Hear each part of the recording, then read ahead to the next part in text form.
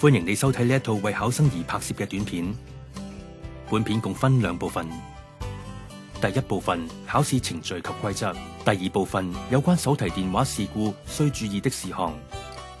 第一部分考試程序及規則，本局強烈要求考生唔好攜帶手提電話進入試場。當你進入試場之後，應按照試場主任嘅指示，將准考證、身份證同埋文具放喺台上面，其他個人物品需要放喺自己座椅下嘅袋裏邊。如果你有攜帶手提電話或其他電子及通訊器材，你必須檢查同埋確保已經將佢關掉。最好將手提電話嘅電池亦都取出。手提電話應該放喺座椅下嘅當眼處，俾監考員清楚見到。喺考試進行中，如果你被發現未有關掉電子或通訊器材，例如電子手帳、手提電話、傳呼機或者係 MP3 機，你可能會被扣分、降級或者係取消科目考試成績。試場主任會喺開考前嘅適當時候指示考生檢查個人電腦條碼紙，同埋按答題簿或者試題答題簿封面上嘅指示，喺封面同埋內頁嘅指定位置貼上電腦條碼。如果該節考試使用多項選擇題答題紙，試場主任會指示考生按答題紙上嘅指示喺指定位置填寫考生編號、考生姓名同埋簽署，並貼上電腦條碼。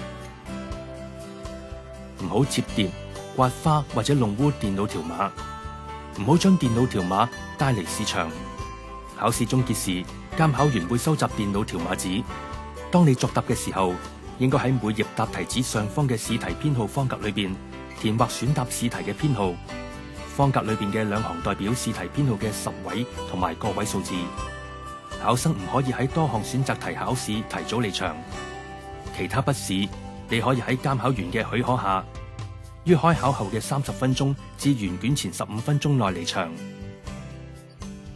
但離場前必須先檢查答卷，確定已經喺卷上邊填寫考生編號、填劃試題編號方格同埋貼上電腦條碼。整個考試時間內，考生唔可以將試卷帶離試場。如果你需要前往洗手間，必須先知會監考員，監考員會陪同前往。考生唔可以攜帶試卷同埋答題簿到洗手間。考生應於試前細閱考生手冊，以便熟悉考試規則。第二部分有關手提電話事故需注意的事項。事例1：發現聲響係由響鬧功能引發。如果你嘅手提電話喺考試期間發出聲響，監考員會要求你展示手提電話嘅屏幕。如果聲響只係由預設嘅響鬧功能引發，你應該停止響鬧功能或將電池取出。你需要喺完卷之後留步，填寫報告。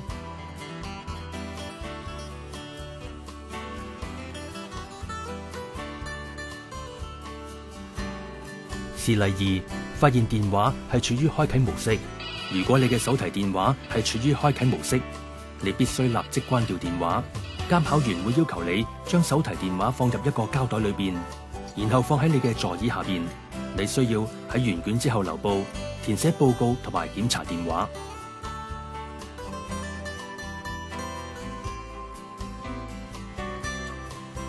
考試完結後，試場主任會要求你展示來電記錄、短信同埋多媒體短信記錄，以確定係咪有來電或者信息，同埋要求你喺報告內寫下解釋。